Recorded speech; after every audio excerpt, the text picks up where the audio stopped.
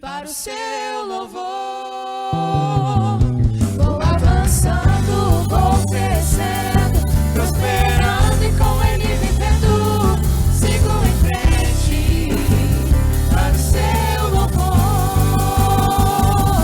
Um novo tempo já chegou, a melhor fase já começou. Sigo em frente para o seu louvor. Vou avançando, vou crescendo, prosperando e com Ele vivendo. Sigo em frente para o seu louvor. Amém.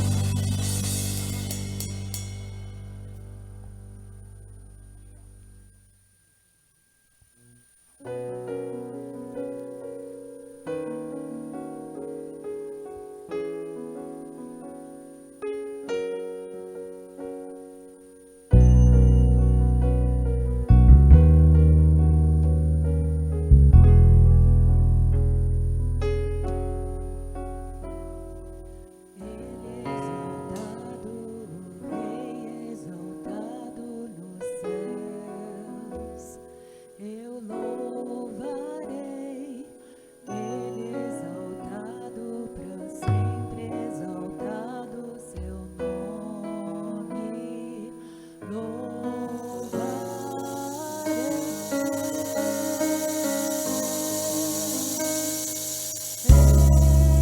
é o Senhor, sua verdade vai sempre reinar. Terra e céus glorificam seu santo nome. Ele exaltado, Rei exaltado no céu.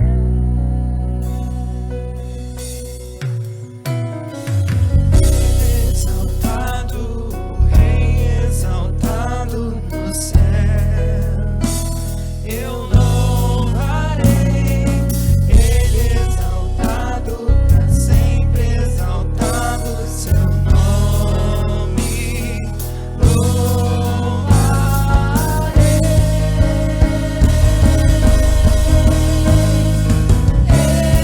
Ele é o Senhor, sua verdade vai sempre reinar.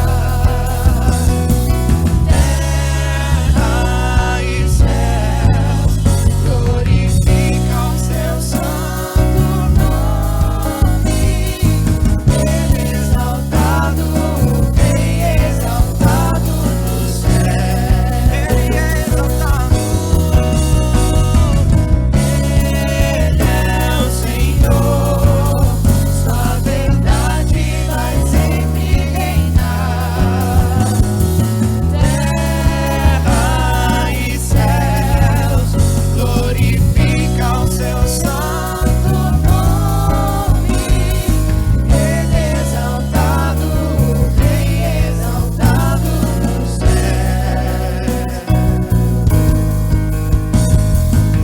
Ele exaltado, Rei exaltado nos céus. Ele exaltado, Rei exaltado nos céus.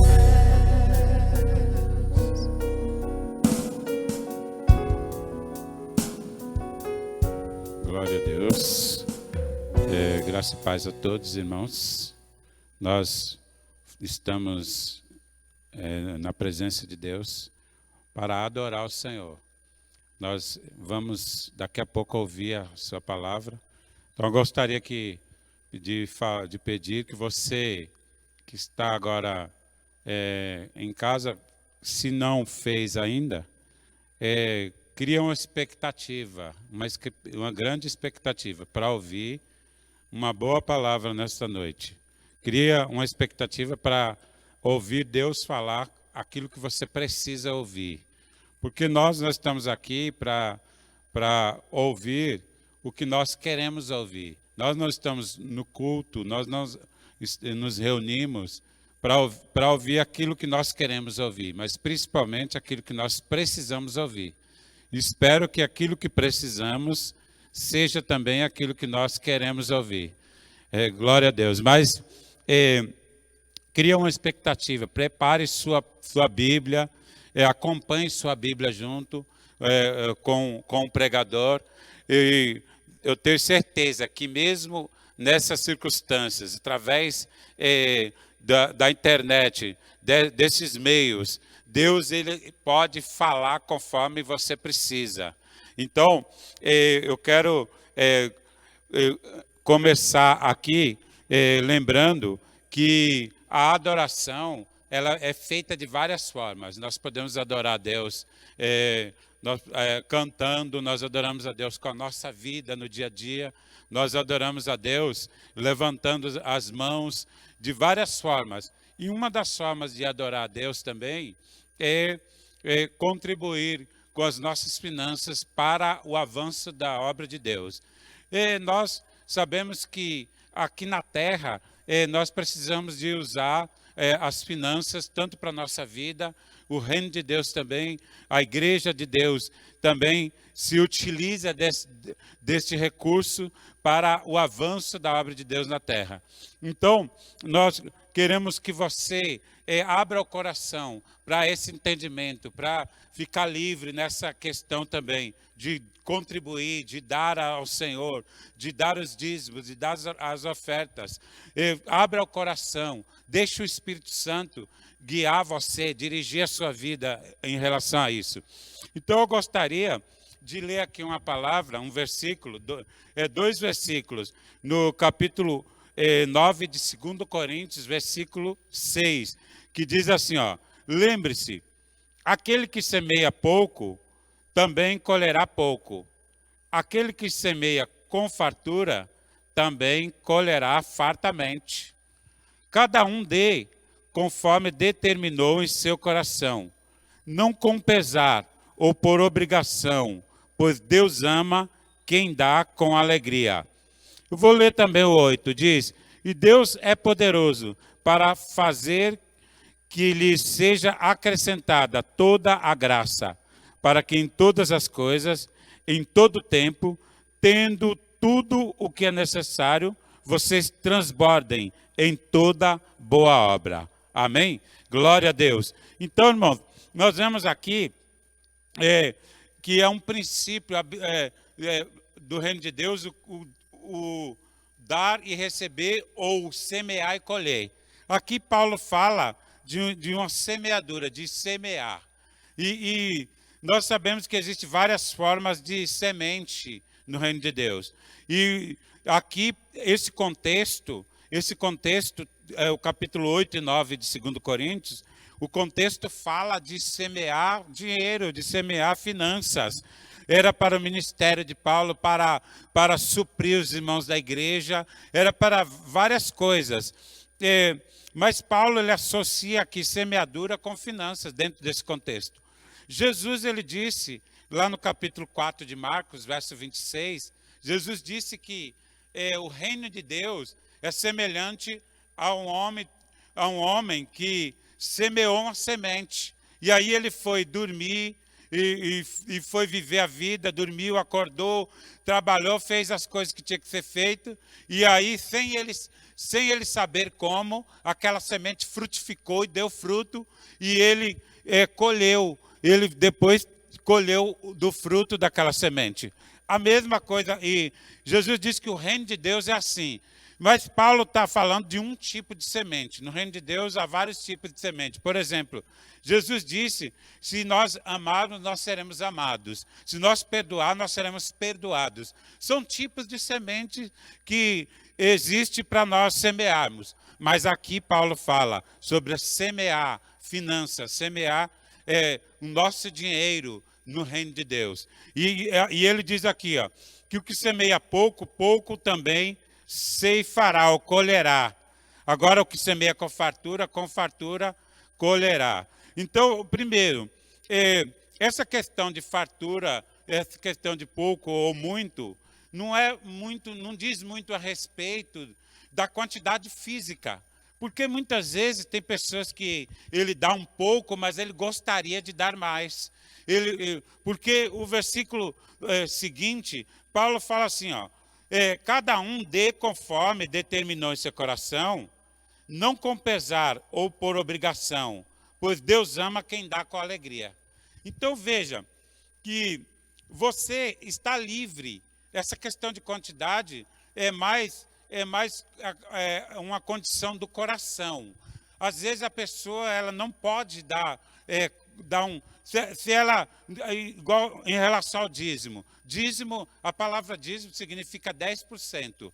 Então, se ela ganha um valor, e 10% vai dar um certo valor. Se alguém ganha um valor maior, 10% vai dar um valor maior. Porém, Deus não está muito preocupado se você deu um dízimo maior ou menor, porque dízimo é a mesma quantidade na visão de Deus, porque é uma porcentagem.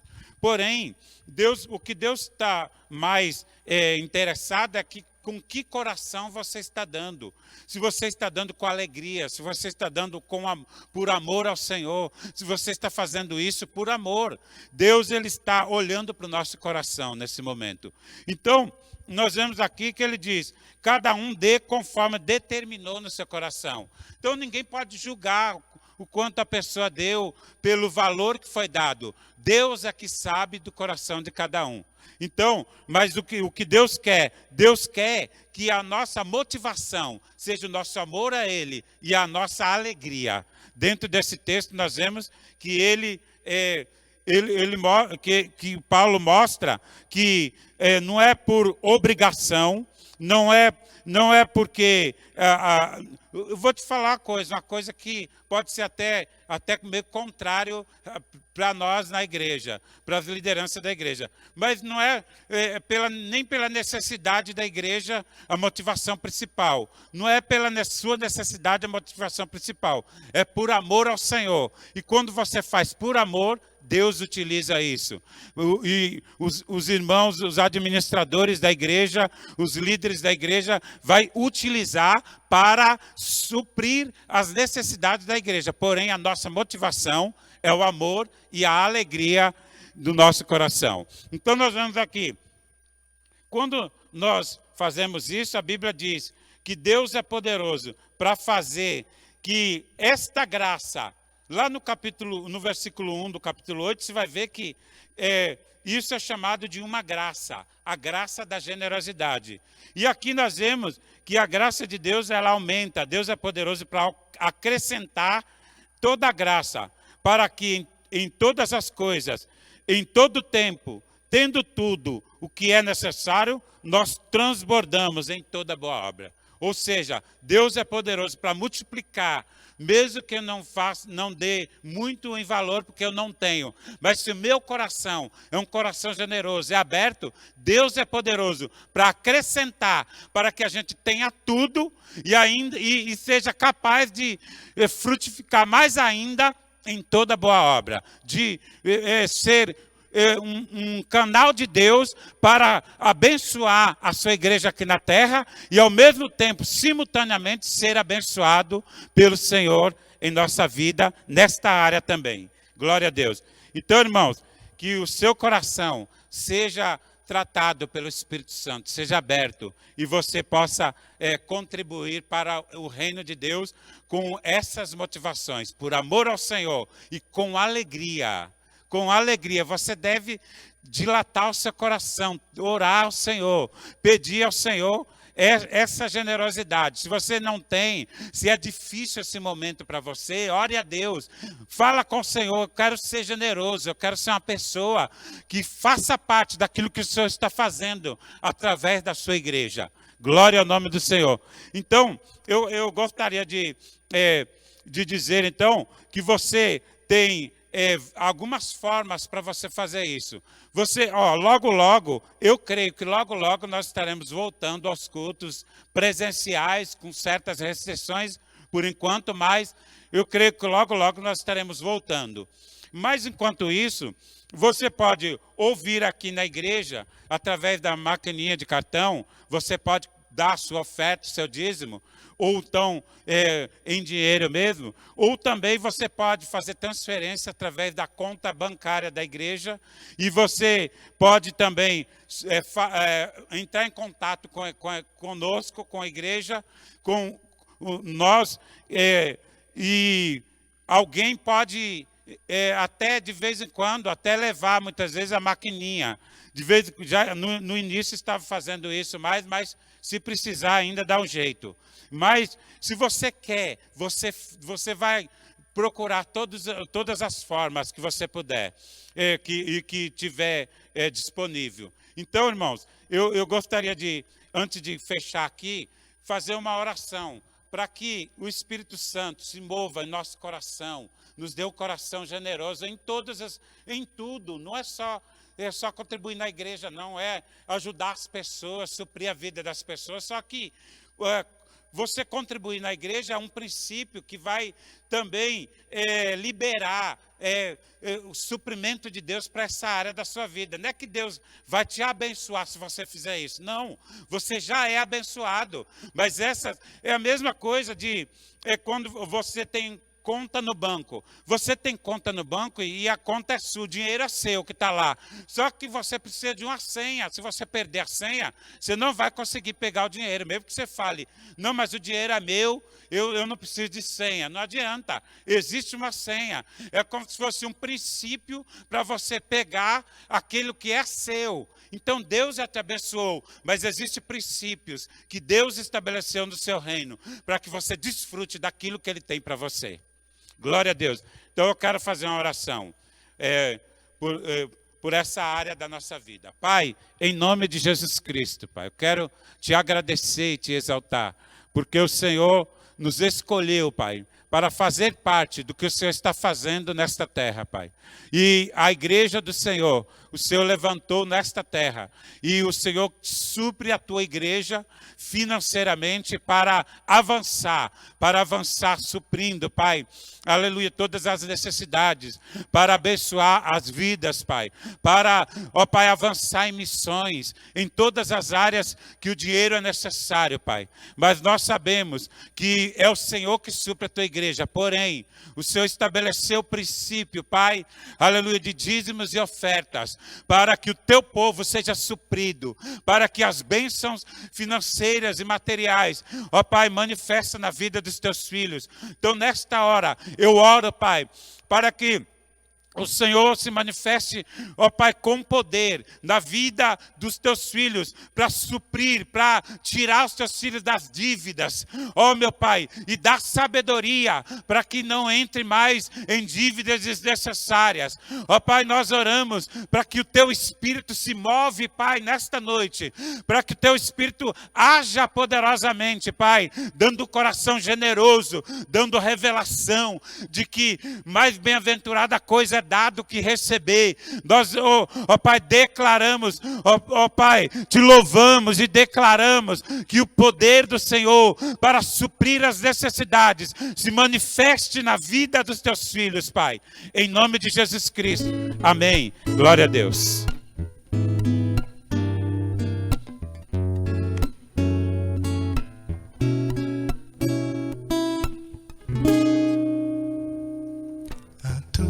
Palavra escondi, guardada no meu coração, pra eu não pecar contra ti, Senhor. A tua palavra escondi, minhas vestes o sangue lavei, e das tuas águas bebi, pra ser uma oferta agradável a ti, minha vida a ti consagrei. Meus dons e talentos são pra te servir, meus bens preciosos são teus. Não vejo razão na minha vida sem ti, tu és meu Senhor e meu Deus. Assim como o fogo refina o ouro,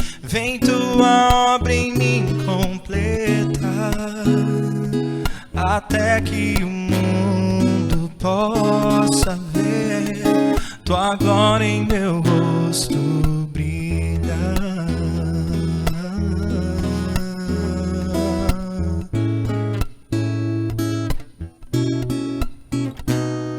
A tua palavra escondi,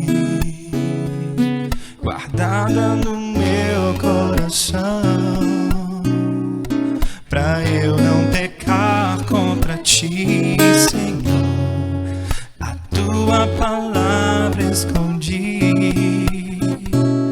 minhas vestes no sangue lavei, e das tuas águas bebi, pra ser uma oferta agradável a ti. Minha vida a ti consagrei, meus dons e talentos são pra te servir, meus bens preciosos são teus. Não vejo razão na minha vida sem ti, tu és meu Senhor e meu Deus.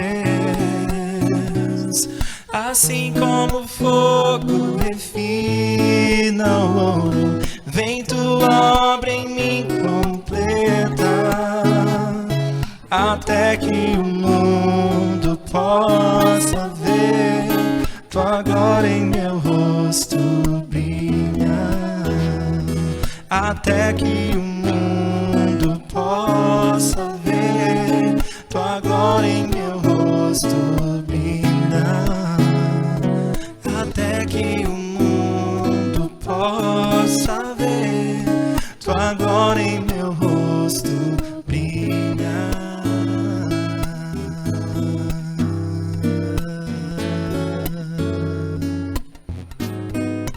Oh, até que o mundo possa ver a tua glória em mim.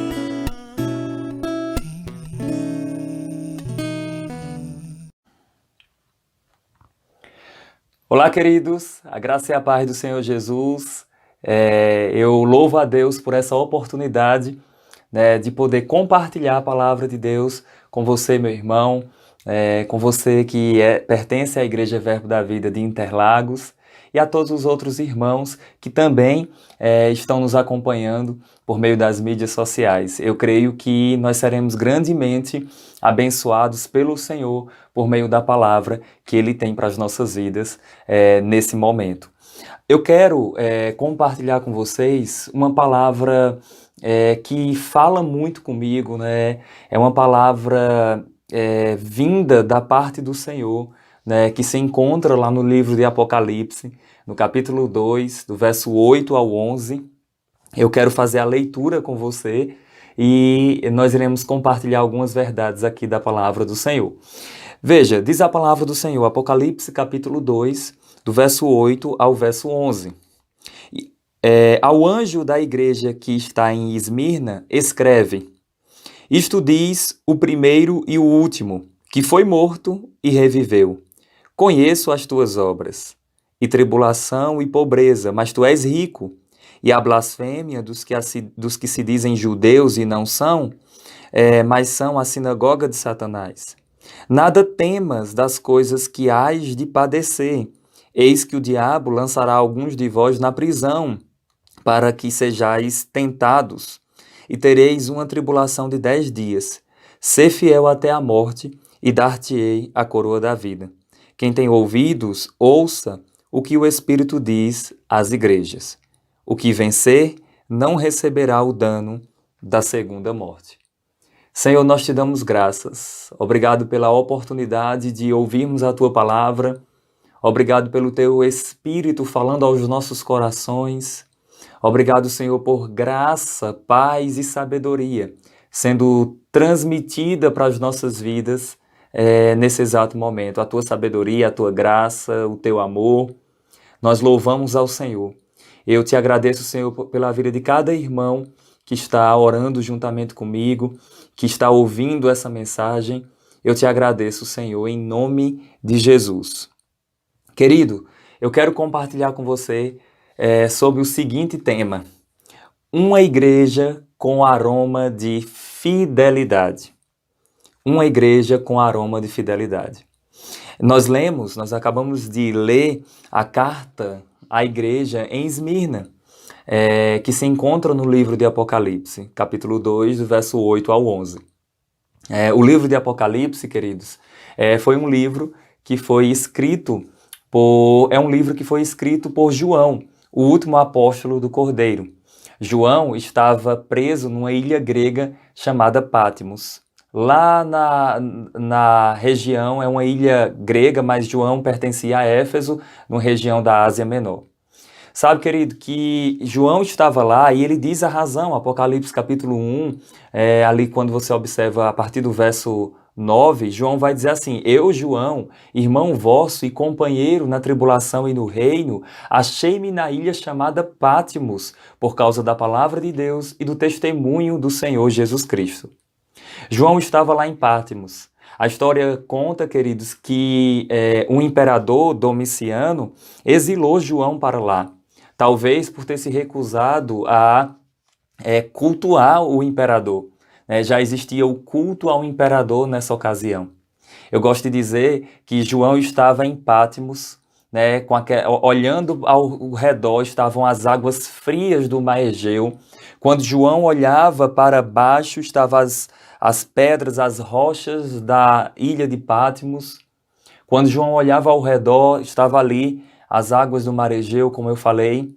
Mas quando todas as portas se fecharam para João aqui na terra, e ele olhou para os céus, uma porta se abriu. E aquele que era, que é e que há de vir, e aquele que é o Todo-Poderoso, e aquele que é o dono da igreja, e aquele que disse antes de Abraão existir, eu sou, Jesus Cristo, se revela para João. Jesus Cristo passa para João, compartilha com João as verdades acerca do livro de Apocalipse. Aqui em Apocalipse, nós estamos diante de uma das 7 igrejas. Essa cidade de Esmirna, existia uma igreja lá, um povo de Deus que se reunia na cidade de Esmirna. Essa é uma igreja, quando a gente compartilha e a gente observa as verdades da palavra do Senhor aqui, quando a gente visualiza essas coisas, a gente consegue perceber que essa era uma igreja que não houve nenhuma crítica da parte do Senhor Jesus Cristo para eles, para esses irmãos. Mesmo em meio ao contexto de perseguição e de tribulação que eles estavam padecendo. Então, o tema da minha mensagem é esse, uma igreja com aroma de fidelidade. Se você atentar, aqui no verso 8, é dito: e ao anjo da igreja que está em Esmirna, escreve. Como eu já falei, João recebe essa mensagem do próprio Senhor Jesus Cristo. Na verdade, a Trindade estava envolvida, porque Apocalipse capítulo 1 diz que a revelação ela é de Deus o Pai por meio do Filho, através de um anjo, mas o texto diz que essa mensagem ela também é do Espírito Santo. No final de cada carta é dito: ouça, quem tem ouvidos, ouça o que o Espírito diz às igrejas. Logo, eu gosto de dizer que nós estamos aqui diante de uma mensagem da Trindade Santa, do Pai, do Filho e do Espírito. No entanto, queridos, existe algo que eu quero compartilhar com você nesse contexto. Observe, e ao anjo da igreja que está em Esmirna. Nós concordamos que o anjo da igreja não era um ser angelical, literalmente. Essa palavra anjo é uma palavra grega, ángelo, que quer dizer mensageiro, que pode ser humano ou não. Só o contexto é quem vai determinar. Se tratando de igrejas, se tratando de congregações, e o contexto desses conselhos, essas críticas, esses elogios, aquilo que aparece nessas 7 igrejas, só pode se referir ao pastor local, ao líder daquela denominação, à pessoa que era o presbítero, talvez o bispo ou o pastor daquele lugar. Então, o texto diz que essa mensagem foi enviada ao anjo da igreja que se encontrava em Esmirna, ao líder. E um detalhe que o líder, ele representa um todo, representa a igreja no aspecto geral, nós sabemos disso. Aí o texto ainda diz, isto diz o primeiro e o último, que foi morto e reviveu. E aqui é bem interessante, queridos, que é peculiar nessas 7 igrejas uma estrutura. Essa estrutura ela pode ser dividida com essas 5 verdades. Número 1, apresentação. Número 2, elogio. Número 3, crítica. Número 4, conselhos. Número 5, promessas. Apresentação, elogio, crítica, conselho e promessa. Apresentação, elogio, crítica, conselho e promessa. No entanto, nessa carta aqui, nós não encontramos nenhuma crítica da parte do Senhor Jesus Cristo.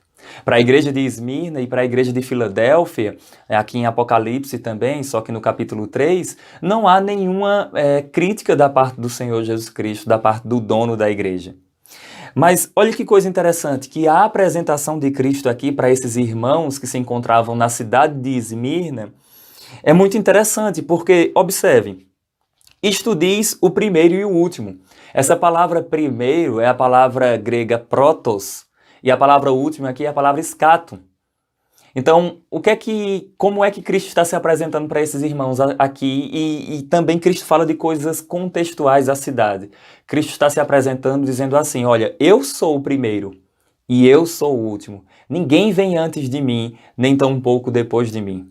Sabe por quê, queridos? Porque existia ali um contexto de adoração, no contexto da cidade, adoração a diversas divindades. Talvez Apolo fosse adorado ali.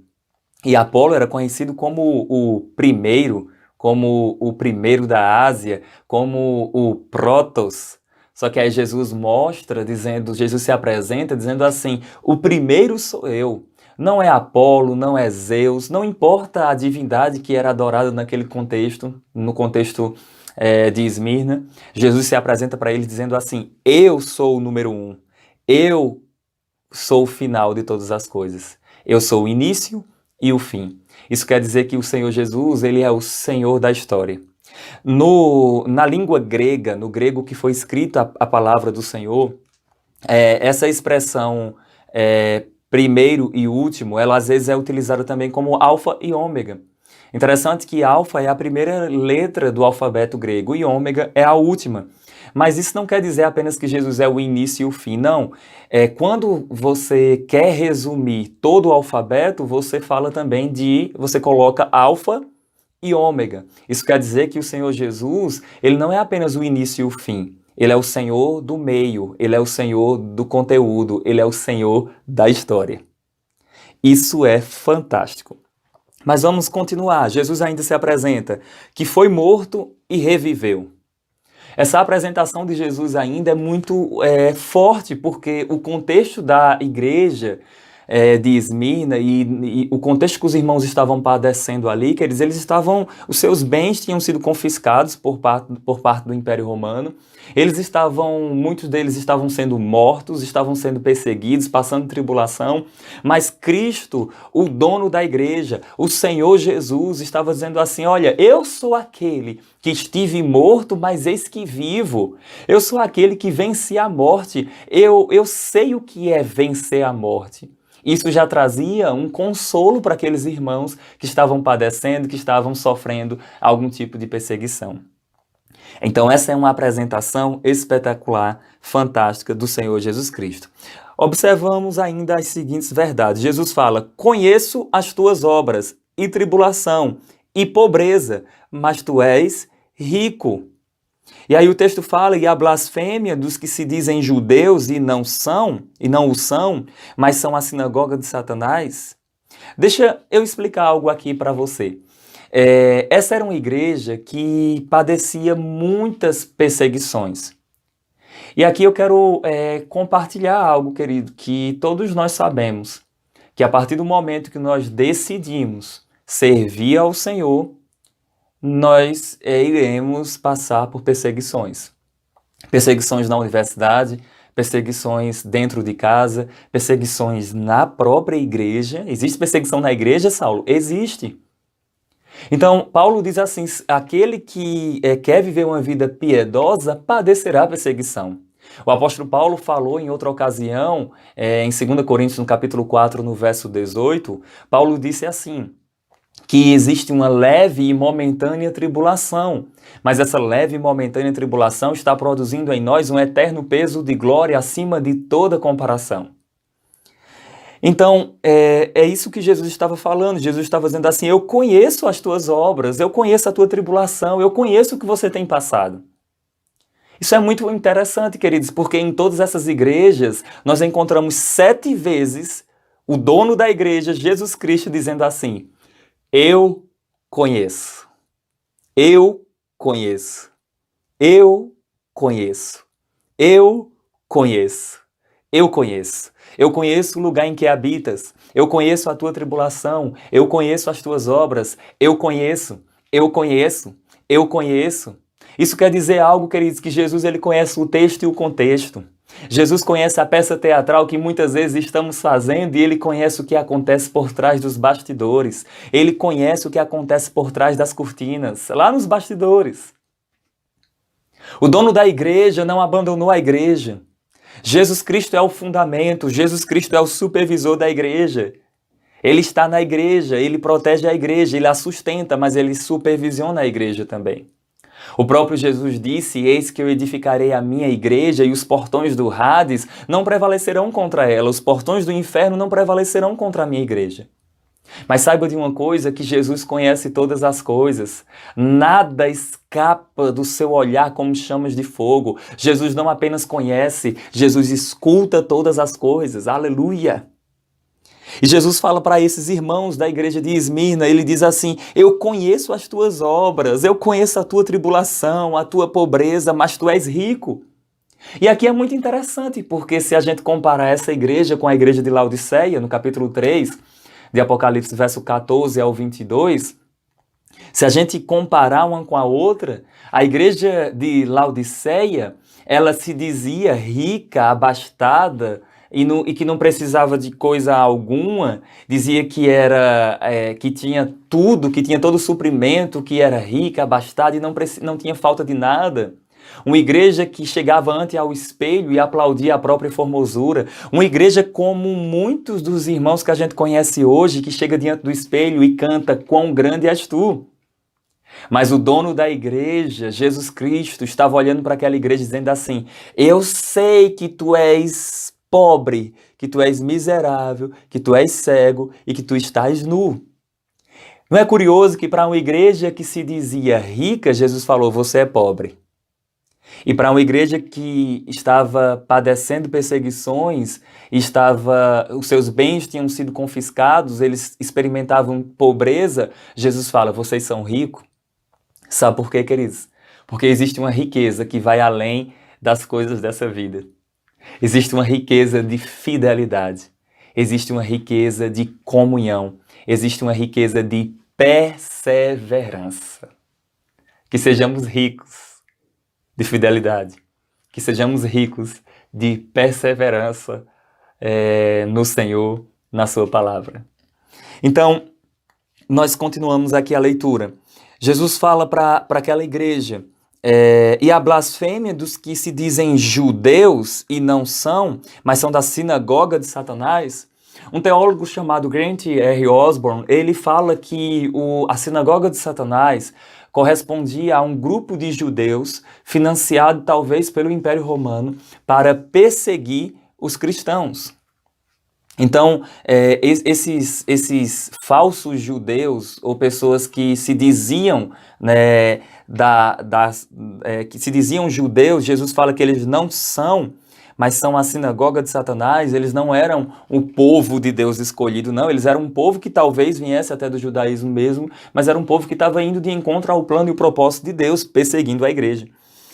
Mas nós encontramos aqui que Jesus fala que eles são da sinagoga de Satanás, ou seja, do templo do diabo.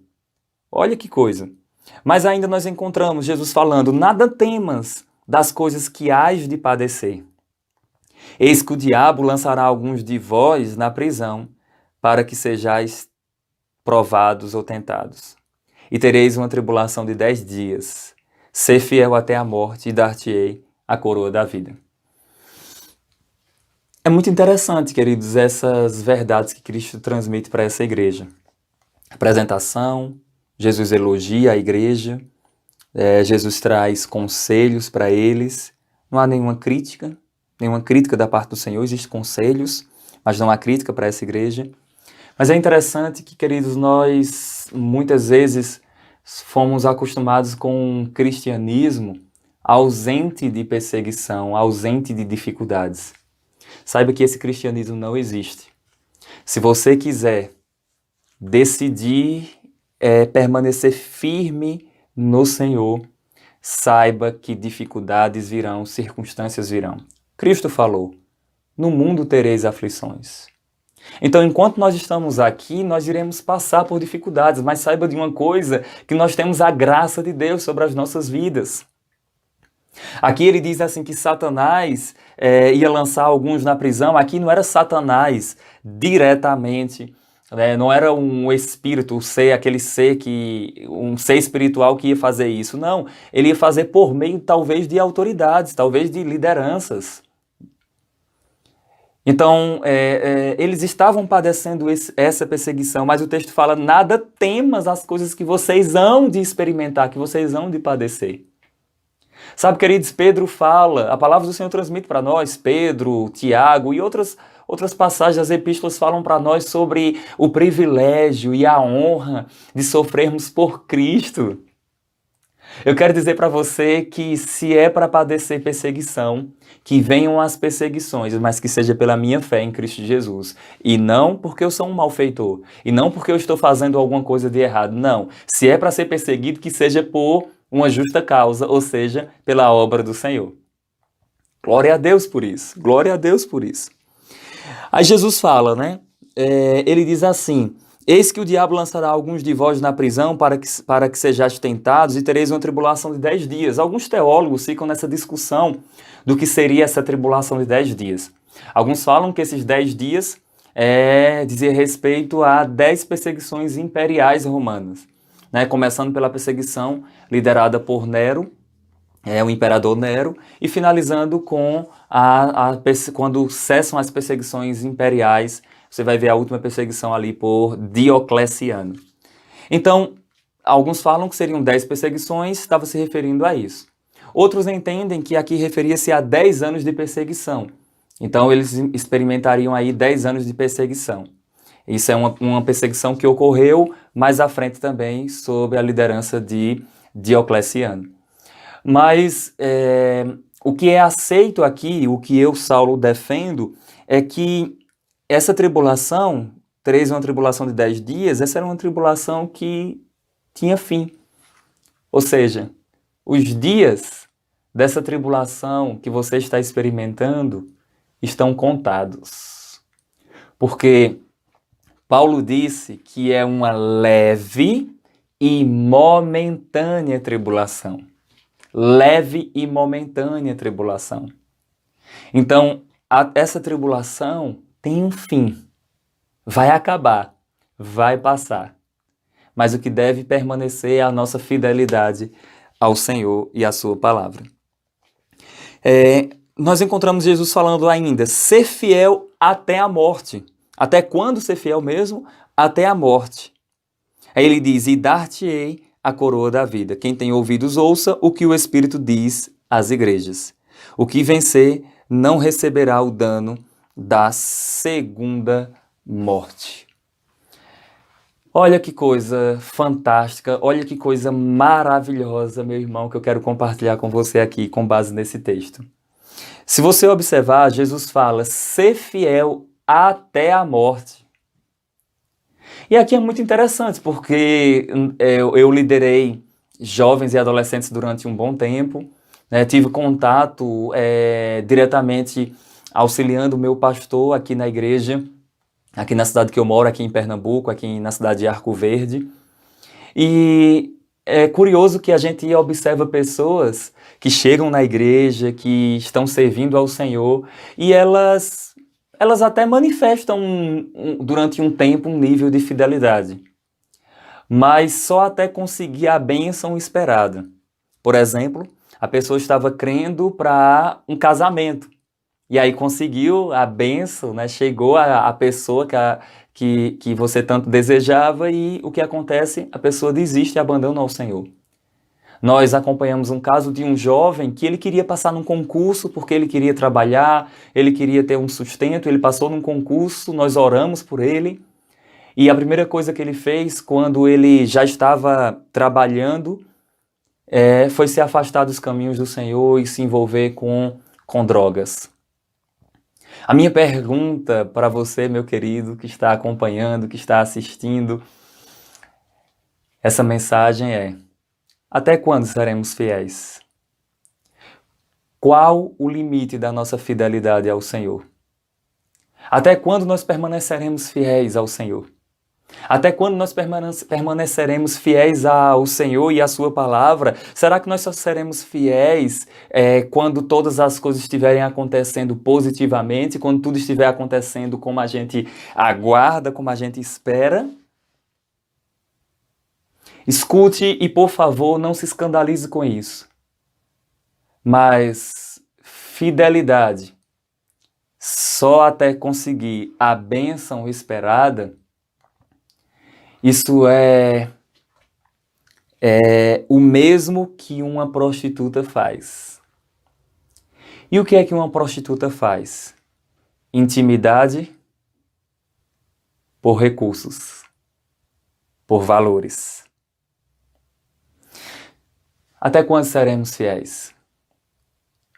Qual o nível da nossa fidelidade? Quais os limites da nossa fidelidade ao Senhor? Nós somos uma noiva. Nós temos comunhão com o nosso noivo, independente das suas bênçãos, independente daquilo que ele tem a nos compartilhar, a nos doar. Nós somos fiéis porque nós estávamos perdidos, sem esperança, destinados à perdição eterna, e o Senhor nos amou de tal forma, o Senhor nos amou graciosamente, o Senhor nos amou com um amor eterno, o Senhor nos amou com a sua graça, amando pessoas que eram inimigas, pessoas que estavam distantes. Ele nos amou, enviou o seu Filho, o Emanuel, o Deus conosco, sangrou lá na cruz, perdoando os nossos pecados, quitou toda a dívida, rasgou todo o escrito de dívida que era contra nós, nos firmou na rocha, que é Ele mesmo e a sua palavra, nos deu uma nova vida, uma nova esperança, os nossos olhos foram abertos, existe brilho nos nossos olhos, existe graça nas nossas vidas, nós hoje caminhamos seguros, na expectativa de que a qualquer momento o Rei da Glória virá e nós subiremos para o encontro dele. Eu volto a te perguntar, até quando você permanecerá fiel? Até quando eu permanecerei fiel? Eu não quero, querido, ser fiel apenas até conseguir aquilo que eu desejo da parte do Senhor. Eu não quero ser fiel durante um período de tempo. Não, eu quero ser fiel, como Jesus fala, ser fiel até a morte. Ser fiel até a morte. O prazo de validade da nossa fidelidade chama-se morte. Até quando nós devemos ser fiéis? Jesus fala, até o fim, até a morte, até as últimas consequências. Então não importam as dificuldades, não importam as circunstâncias, eu não vou mudar, eu vou permanecer firme no Senhor e na sua palavra. Não importa o tipo de sofrimento que você possa estar enfrentando, permaneça firme no Senhor. Esses dias de lives, de transmissões, geralmente eu tenho escutado e tenho sido questionado por alguns líderes dizendo assim, Saulo, conta para nós aí qual deve ser a atitude da igreja, do povo de Deus, nesse contexto que nós estamos. Qual deve ser a nossa atitude? Aí eu falo assim, a nossa atitude deve repousar em duas verdades. Número 1, permanecer fiel. As circunstâncias aí fora mudam. As dificuldades aí, o mundo oscila muito. Mas nós devemos permanecer fiéis. Fiéis. Fiéis. Sabe por quê? Porque a sua fidelidade fala. Eu vou repetir, porque talvez você não tenha ouvido. A sua fidelidade fala. Quando você permanece fiel, quando você não desiste, quando você tem uma constância, as coisas se abalam, as coisas oscilam, as coisas mudam, mas você permanece firme no Senhor e na sua palavra. Passam anos e anos, meses e meses, você permanece firme no Senhor, não importam as circunstâncias, não importa se eu estou passando por um dia mau, não importa se eu tenho recursos, não importa se eu não tenho recursos, não! Eu devo permanecer firme, fiel, até o fim. Até o fim. Aleluia! Aleluia!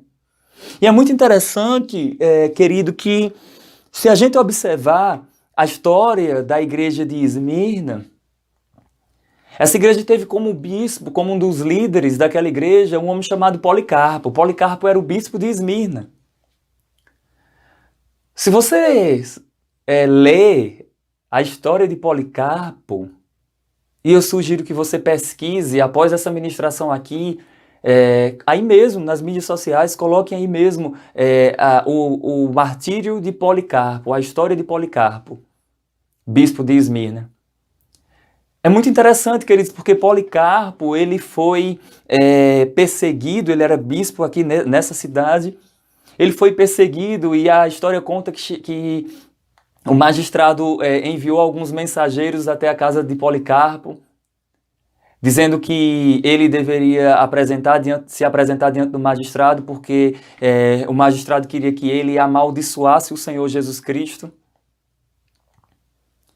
E diz a história que quando chegaram na casa de Policarpo, Policarpo estava orando. E ele convidou aqueles soldados para entrar e ele disse assim: entrem, fiquem aqui me aguardando um pouco que eu irei finalizar a minha oração. Ele finalizou a oração, depois aqueles soldados chegaram para Policarpo e disseram assim: olha, fuja. A gente disse que não conseguiu que não te encontrou, que você fugiu na hora que nós chegamos. Pode fugir. Policarpo disse: jamais. Policarpo foi levado diante do magistrado e quando ele chegou diante do magistrado, o magistrado disse assim: amaldiçoa esse seu Jesus, senão você vai ser morto. Amaldiçoa o Senhor Jesus. Ele disse assim: 86 anos eu tenho servido ao Senhor Jesus Cristo e mal nenhum ele me fez. Como poderia eu amaldiçoar o meu rei e o meu salvador? Aquele magistrado disse assim: olha, eu vou queimar você aqui em praça pública, você vai ser queimado. Ele disse assim: olha, o fogo que me aguarda em pouco tempo se acabará.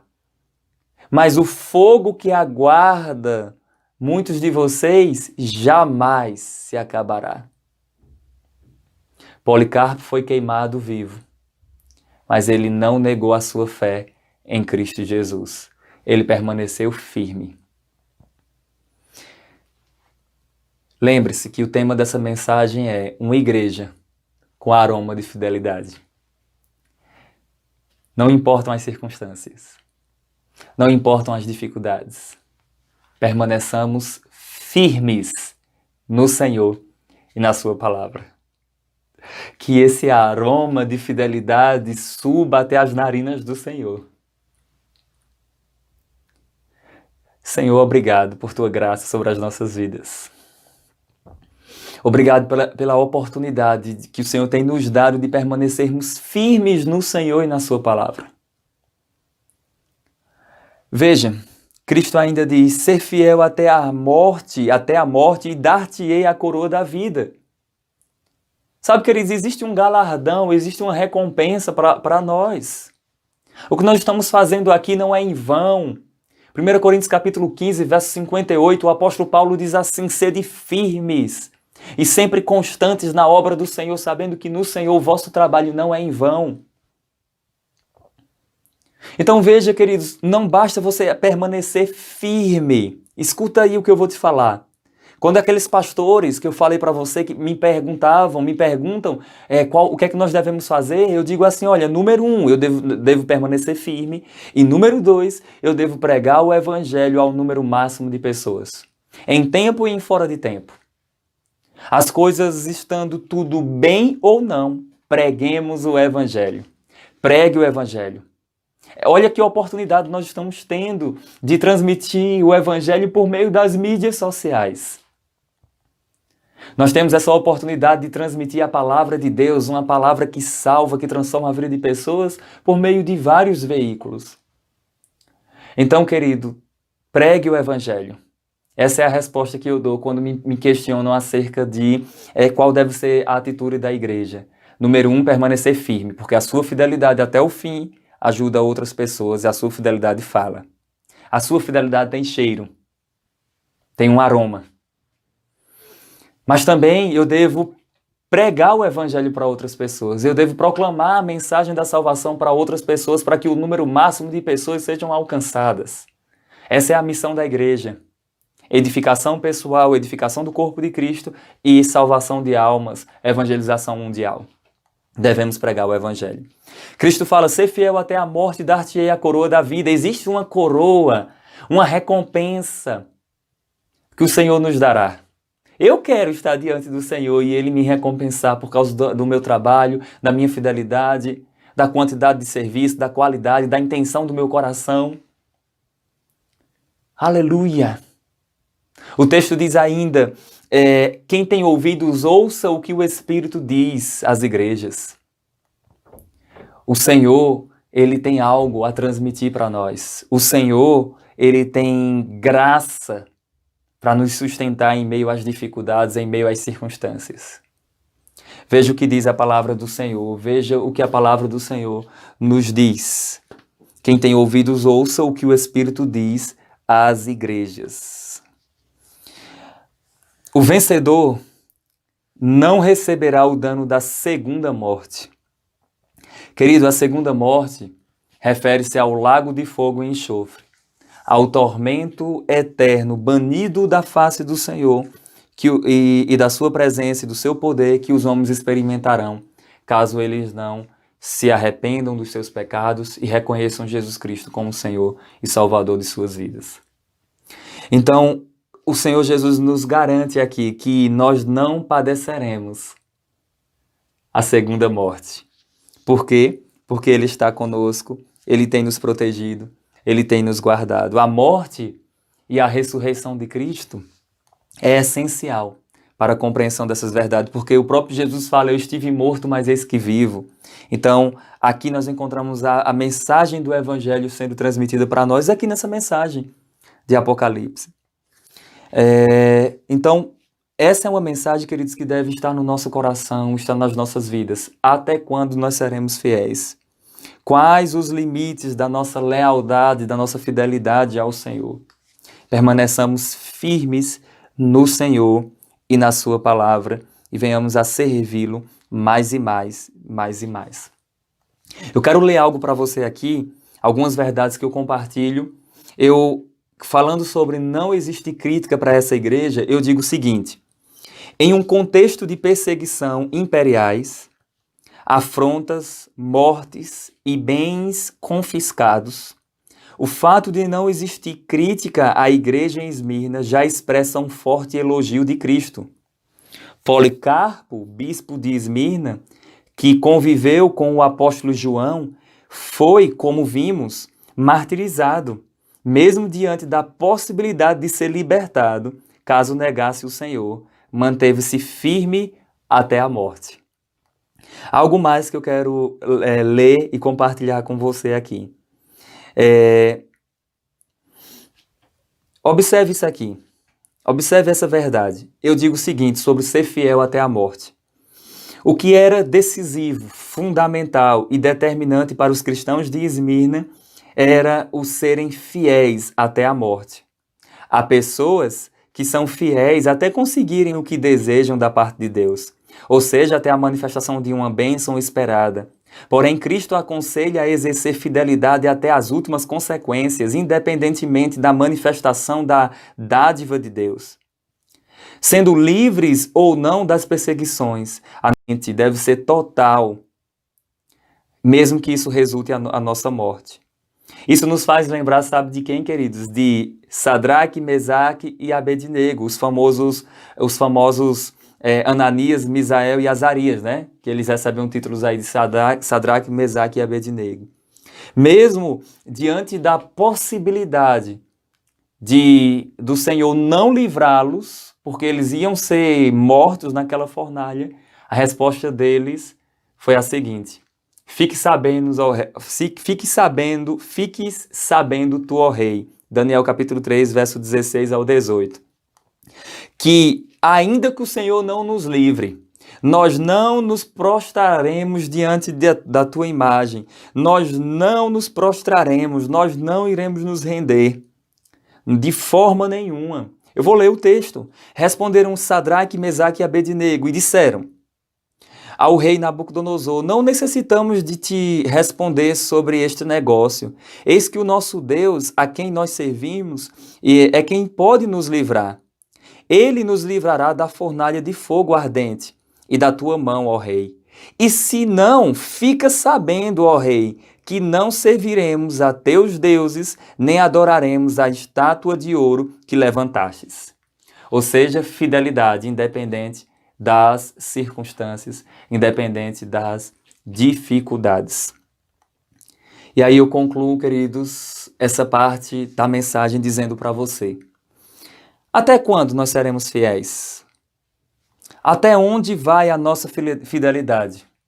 Quais os limites da nossa lealdade ao Senhor? O dono da igreja, Jesus Cristo, espera que sejamos fiéis até o fim, até a morte. Senhor, eu te dou graças pela vida dos meus irmãos. Obrigado por essa mensagem. Obrigado, Senhor, porque nós queremos sim ser uma igreja com aroma de fidelidade. Nós queremos sim, Senhor, diante de Ti, diante da Tua palavra, não importam as circunstâncias, nós queremos permanecer firmes, fiéis ao Senhor. Obrigado, Senhor, pela vida desse meu irmão, dessa minha irmã que está acompanhando essa mensagem agora. No nome poderoso de Jesus eu declaro força, firmeza, graça sobre a sua vida, para você permanecer firme no Senhor. Obrigado, Senhor, pelo teu auxílio na vida dessa irmã, da vida desse irmão. E no poderoso nome de Jesus, se você se encontra com algum quadro de enfermidade, eu libero uma palavra de cura sobre a sua vida agora. Seja curado, meu irmão. Seja curada, minha irmã, no nome poderoso de Jesus. Jesus Cristo te dá saúde. Receba sua cura. Receba seu milagre. Receba sua provisão. Obrigado, Senhor, por transferências. Obrigado, Senhor, por conexões. Obrigado, Senhor, por respostas. Não importa o tipo de sofrimento, Jesus é a resposta, Jesus é a solução. Obrigado por graça chegando para a vida do meu irmão e para a vida da minha irmã. Obrigado, Senhor, pela vida deles, no teu glorioso nome.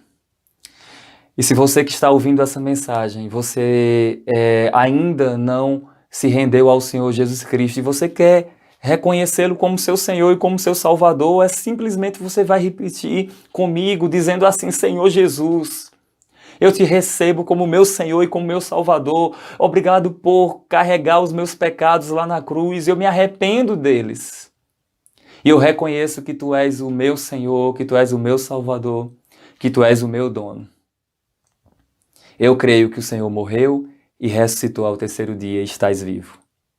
Se você fez essa oração, a palavra do Senhor diz que qualquer que faz essa oração e crê no seu coração, ele recebe a salvação. E você que está distante dos caminhos do Senhor, o Senhor não desistiu de você. Assim como aquele pai da parábola do filho pródigo, ele está de braços abertos, aguardando você. Venha, venha, venha novamente. retorne para os caminhos do Senhor e da sua palavra. No nome poderoso de Jesus, eu louvo a Deus pela sua vida, meu irmão, pela vida de todos vocês que têm acompanhado essas ministrações. Que a graça do Senhor esteja sobre a sua vida, esteja sobre a vida da sua família, no nome poderoso de Jesus. Lembre-se de uma coisa: uma igreja com aroma de fidelidade. Obrigado, Senhor, pela oportunidade de transmitir essas mensagens.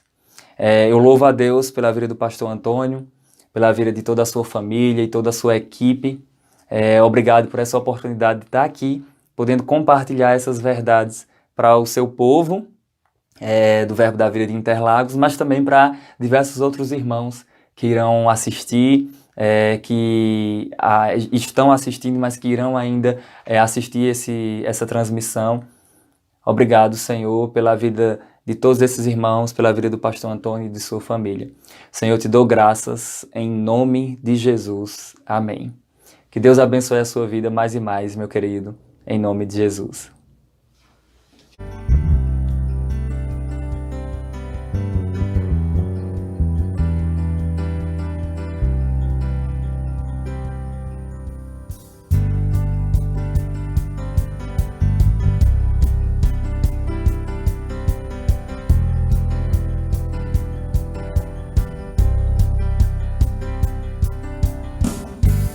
Teu amor me alcançou, a tua luz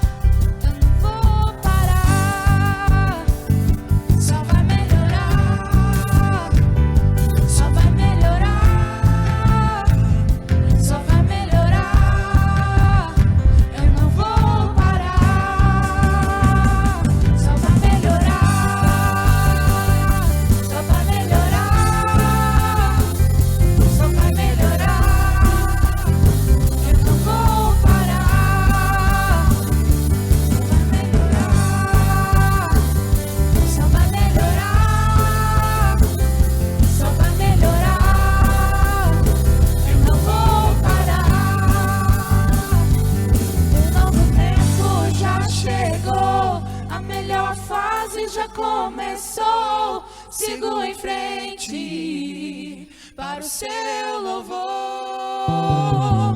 Vou avançando, vou crescendo, prosperando.